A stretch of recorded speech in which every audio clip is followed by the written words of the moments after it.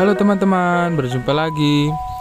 Hari ini kita akan sedikit belajar tentang hewan yang hidup di air. Bagaimana mereka berkembang biak dan bagaimana mereka hidup di dalam air. Yuk kita langsung aja belajar.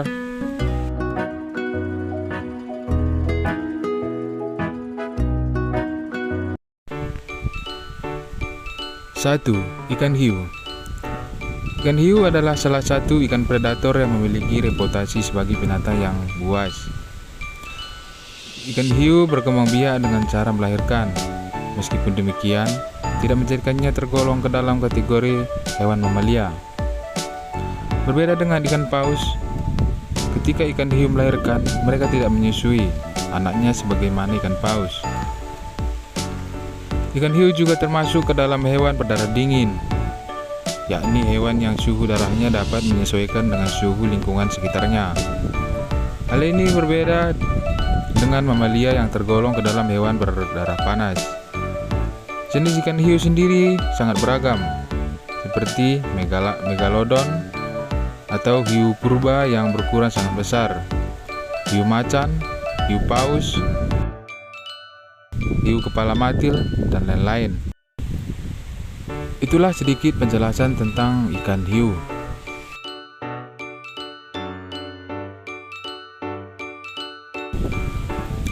Yang kedua adalah ikan lumba-lumba. Berbeda dengan ikan hiu, binatang yang terkenal dengan akan kecerdasannya ini tergolong ke dalam mamalia laut. Dikatakan demikian karena ikan lumba-lumba melahirkan dan menyusui anaknya sebagaimana mamalia pada umumnya. Selain cerdas, ikan lumba-lumba adalah binatang perenang yang sangat cepat dan handal. Hal tersebut dikarenakan pada bagian kulitnya dapat memperkecil gesekan dengan air. Hal unik lainnya dari ikan lumba-lumba adalah kemampuannya dalam berkomunikasi dan menerima rangsangan yang disebut dengan sistem sonar. Sistem sonar ini dapat mendeteksi benda-benda yang ada di depannya manakala ikan lumba-lumba sedang berenang cepat. Kemampuan ini kemudian diterapkan dalam teknologi pembuatan radar kapal selam. Itulah sedikit penjelasan tentang ikan lumba-lumba. Yang ketiga adalah ikan paus. Sama seperti ikan lumba-lumba, ikan paus juga tergolong dalam mamalia laut. Hanya saja berukuran lebih besar. Sebagaimana mamalia lainnya, ikan paus bernapas juga menggunakan paru-paru, memiliki kelenjar susu, memiliki sedikit rambut. Yang memiliki rambut adalah ikan paus yang sudah berumur dewasa, dan jantung dengan 4 ruang. Ikan paus juga dikenal dengan 2 jenis, yaitu ikan paus bergigi dan ikan paus tak bergigi. Ikan paus bergigi berkerabat dengan ikan lumba-lumba dan pesut. Ikan paus jenis ini memangsa ikan yang berukuran lebih kecil, satong atau cumi-cumi. Sedangkan ikan paus tak bergigi memiliki ukuran tubuh yang lebih besar jika dibandingkan dengan ikan paus yang bergigi. Selain itu, ikan paus tak bergigi memiliki struktur penyaringan yang disebut balin. Balin bekerja sebagai sistem penyaringan, manakala ikan paus ini membuka mulutnya di bawah permukaan air dan menghisapnya. Tujuan dari penghisapan air tersebut ialah untuk menyaring makanan berupa plankton yang terdapat dalam air. Nah, teman-teman, itulah sedikit penjelasan tentang ikan paus. Yang keempat adalah ikan pari. Ikan pari secara umum dapat ditemukan di perairan pantai dangkal di laut yang sedang.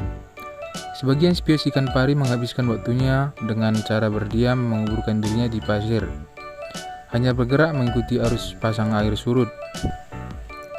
Tubuh ikan pari memiliki warna yang mencerminkan bayangan dasar laut. Hal itu memudahkan untuk menyamarkan dirinya dari hiu pemangsa dan predator lainnya. Tubuhnya yang pipih terdiri dari sirip dada yang menyatu dengan kepala dan ekornya.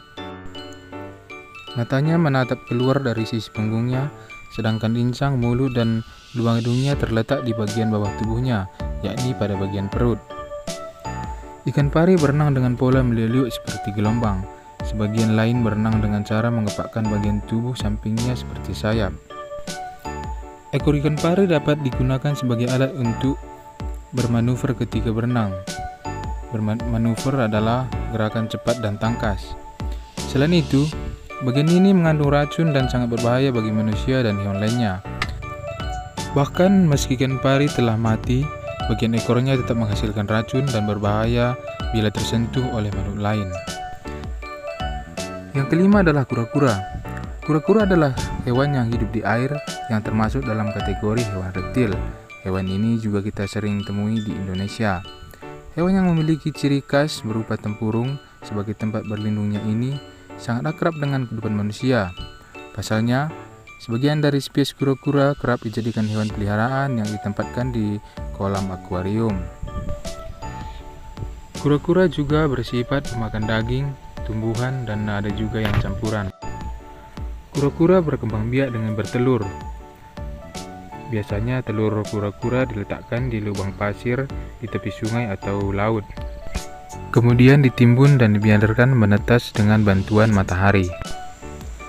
Jenis anak kura-kura yang bakal lahir salah satunya ditentukan oleh suhu pasir tempat telur-telur itu disimpan.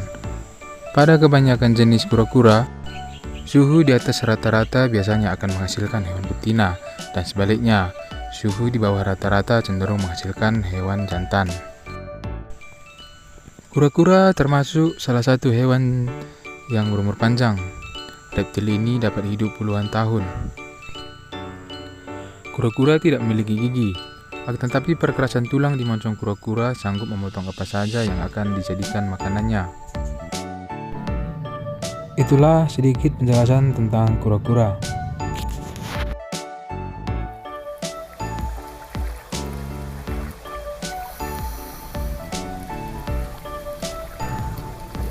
Yang keenam adalah cumi-cumi.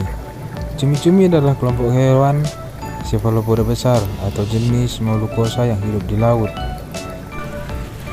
Nama cephalopoda dalam bahasa Yunani berarti kaki kepala.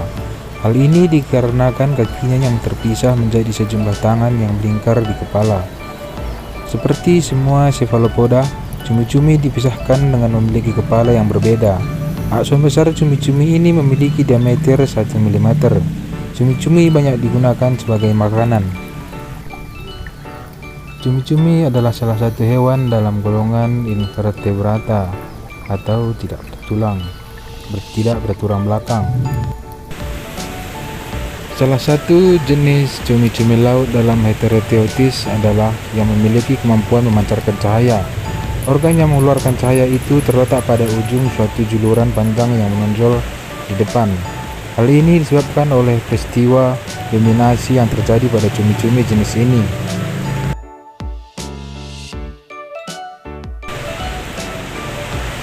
Heterotheotis menyemprotkan sejumlah besar cairan bercahaya apabila dirinya merasa terganggu.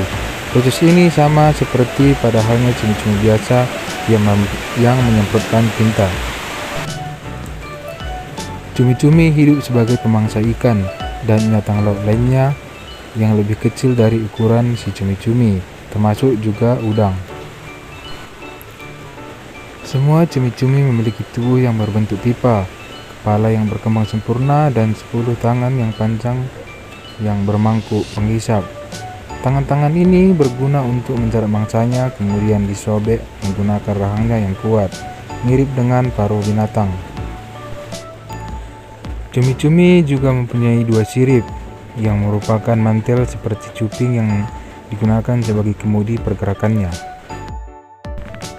Dan juga cumi-cumi tidak memiliki kelopak mata, tapi tampak seperti manusia.